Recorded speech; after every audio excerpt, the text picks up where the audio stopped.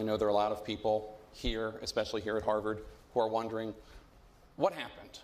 What went wrong? Obviously, Hillary Clinton won the popular vote, and she won more votes for president than any white man in history. But this is obviously a race to 270. And she came up short in traditionally Democratic states like Michigan, Pennsylvania, Wisconsin. She told donors not long after the election that she thought the letter from FBI Director James Comey was really the nail in the coffin for her. Do you agree? Is that what went wrong?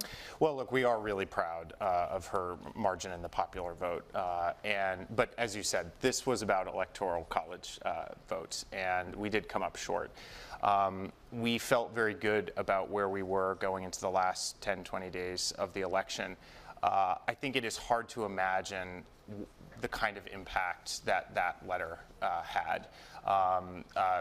Most of the public polling showed a distinct drop. We certainly saw that in our internal numbers, and particularly because the letter didn't really seem to have much of a purpose. He said he had some emails, he hadn't seen them, he didn't really know what they were.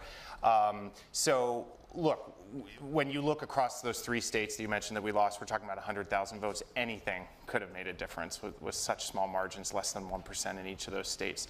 But we do think that was an incredibly powerful force in the race. The other reality is, we were hoping for stronger performance in some sectors, and a lot of the data was very off in this race. So we have to reflect on all of those reasons. What sectors? Well, we were expecting to perform better with suburban women in particular. We saw those numbers a lot stronger than what happened on Election Day. We do think that was because of the Comey letter. We saw a lot of young people go to third-party candidates. We think the letter had a lot to do with that as well.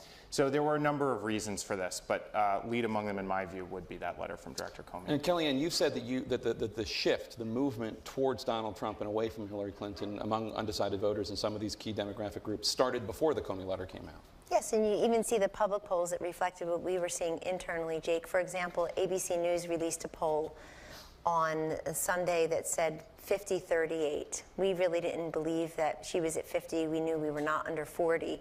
But everybody then had to live with that 12-point poll because people held it up as evidence that the race was over, that there was no way Hillary Clinton could lose, no way Donald Trump could win. And by Friday of that same week, it was a 1-point race. And that was before the Comey letter. Also, Secretary Clinton herself, the night of the day the Comey letter was released on October 28th, said at her rally that it didn't matter because Americans had already decided what they thought about the emails and that it was already baked in the cake. And this was a messaging point from her campaign. So at the time they said that, maybe it was wishful thinking, maybe they weren't being completely truthful. And now it's supposed to be the Comey letter. And I have to say, Donald Trump turned over 200 counties that went for President Obama in 2012 to Donald Trump in 2016.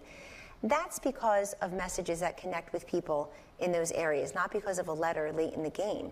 I do think that it probably had an effect on some voters. But if you want to reach suburban women, and the question is, you're the first female running for president as a party nominee, then why is the message not really connected to them?